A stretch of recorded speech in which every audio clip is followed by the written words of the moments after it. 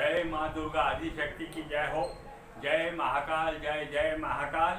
मैं पंडित अशोक शर्मा उज्जैन वाला सभी जिज्ञासु महानुभाव को नमस्कार करता हूँ। हम बात कर रहे थे पर्वतों के बारे में, तो अपन ने गुरु पर्वत के बारे में समझ लिया, शनि पर्वत के बारे में समझ लिया और सूर्य पर्वत के बारे में समझ लिया है। अब बुध पर्वत के बारे में आपको बताता हूँ कि जो ये सबसे छोटी उंगली है, कनिष्ठिका उंगली, ये कनिष्ठिका उंगली के नीचे का भाग बुध पर्वत कहलाता है। ये बुध पर्वत अच्छा उठा हुआ हो तो व्यक्ति बुध प्रधान जातक कहलाता है और उसके ऊपर बुध का विशेष प्रभाव होता है। आपको मेरा वीडियो अच्छा लग रहा है, आप मेरे वीडियो को सब्सक्राइब कीजिए और ज़्यादा से ज़्यादा अपने मित्रों को शेयर करिए। कनिष्ठिका उंगली के नीचे यदि बुध पर्वत, तो ये बुध पर्वत पूरा यदि विकसित हो, उठा हुआ हो अच्छा, और बुध की उंगली भी सीधी हो, तो बुध पर्वत प्रधान व्यक्ति कहलाएगा।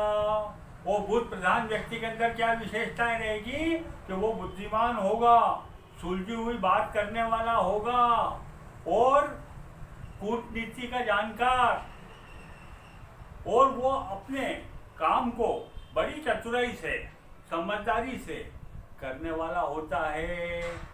यदि बुध पर्वत पे शुभ चिन्ह भी हो तो ऐसे व्यक्ति की बुध की ताकत और बढ़ जाती है, बुध पर्वत की ताकत बढ़ जाती है और वो आदमी सफलता प्राप्त, जल्दी ही सफलता प्राप्त करता है और वो उद्योग धंधों में, व्यापार में उस चतुराई का, उस समझदारी का उपयोग करके सफलता को प्राप्त करता है और धनी मानी व्यक्ति बनता है।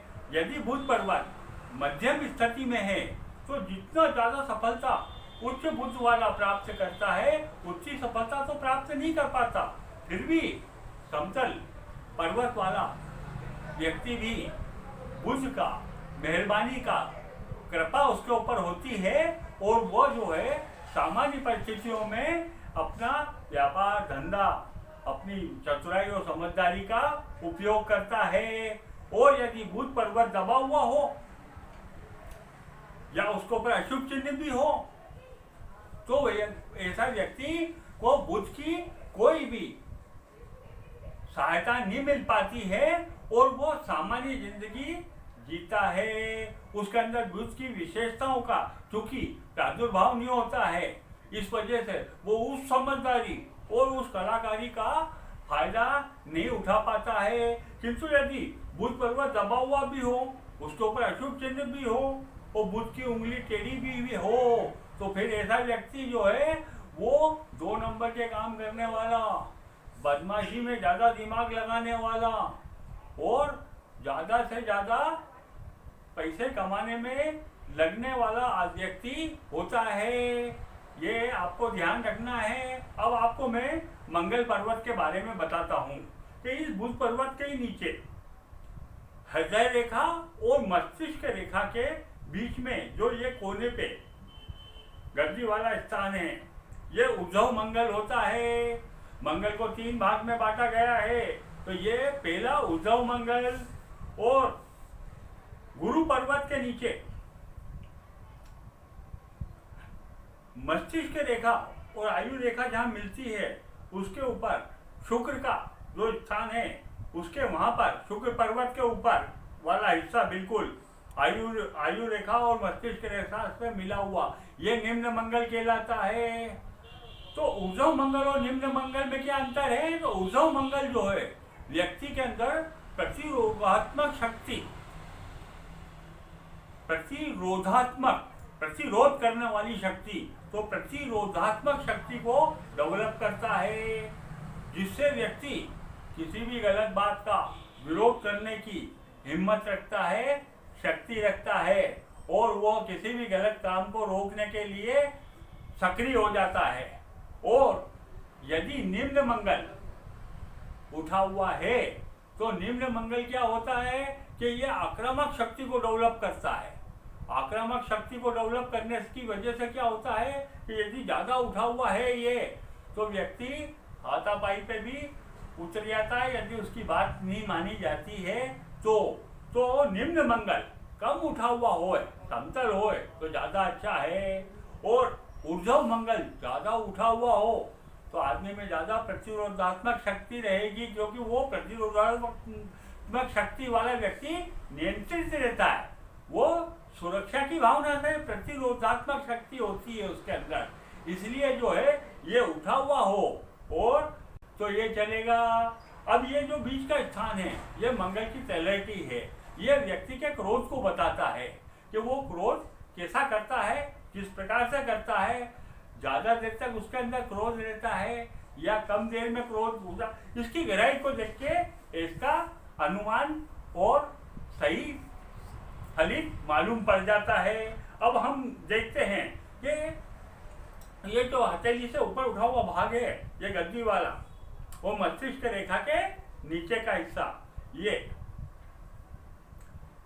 चंद्र पर्वत कहलाता है। और यदि चंद्र पर्वत अच्छा उठा हुआ है, डेवलप है, तो चंद्र की शक्तियां उसके अंदर निहित रहती है। चंद्र की शक्ति से क्या होता है कि आदमी का मन साफ मन का आदमी होता है और उसका मन जो है वो बढ़िया काम करता है, स्वस्थ मन वाला व्यक्ति रहता है। और वो कल्पनाएं भी करता है और कल्पनाएं करके और अपनी योजनाओं को बनाता है और उनको साकार करता है। यदि चंद्र पर्वत पर लकीरें हैं तो उन लकीरों को ध्यान से देखिए।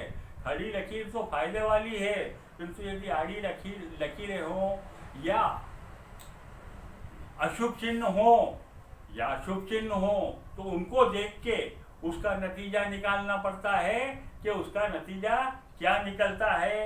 यदि चंद्र पर्वत मध्यम है तो ज़्यादा अच्छा है, क्यों कि ज़्यादा कल्पनाएं, यदि उच्च पर्वत होने से ज़्यादा कल्पनाएं करता है तो वो कल्पना ज़्यादा करता है, काम कम करता है। मध्यम में क्या होगा, मध्यम में वो कल्पनाएं तो करता है किंतु उनको साकार भी करता है। और यदि गद्दी दबी हुई है, गद्दी उठी हुई नहीं है, गद्दी दबी हुई है, कड़क है, मांसलदार नहीं है, तो व्यक्ति में चंद्र की शक्ति का हाथ तो रहता ही है, किंतु यदि उसको पर अशुभ चिन्ह हो तो चंद्रमा के अशुभ परिणाम के लिए भी तैयार रहना चाहिए। ऐसे व्यक्ति का मन में कुछ न कुछ विकार रहता है, चिड़चिड़ापन भी आ सकता है, इस बात का ध्यान रखना पड़ेगा। अब आप शुक्र पर्वत को ले लो, तो ये जो आयु रेखा है, इस आयु रेखा जो घेरा है, यदि ये गोल है आयु रेखा तो ये शुक्र का घेरा भी बड़ा रहेगा। और ये गद्देदार होए तो बहुत अच्छी बात है। शुक्र प्रधान व्यक्ति होता है, शुक्र प्रधान व्यक्ति आकर्षण लिए हुए होता है, सुंदर दिखता है, लोग उसकी तरफ खींचे हुए चले जाएं, उस टाइप का उसका व्यक्तित्व रहता है। और वह व्यक्ति हंसमुख और बातूनी भी हो सकता है और अपनी बातों से व्यक्तियों को प्रसन्न करने वाला होता है। यदि शुक्र पर्वत समतल है तब भी शुक्र की विशेषताएं इतनी ज़्यादा तो नहीं होती, किंतु शुक्र की विशेषताएं उसमें होती है। जितना उच्च शुक्र वाला व्यक्ति अपनी इच्छाएं रखता है, अपनी इच्छाओं की पूर्ति करता है, वैसे ही मध्यम शुक्र वाला व्यक्ति की इच्छाएं भी मध्यम होती है और उनकी वो पूर्ति करता है। किंतु यदि गद्दी नहीं है और शुक्र की पे रेखाएं तो रहती है, किंतु वो रेखाएं भी कटी हुई हो तो अशुभ शुक्र का प्रभाव उसके ऊपर पड़ता है, ये देखना चाहिए। आज इतना ही, फिर मिलेंगे।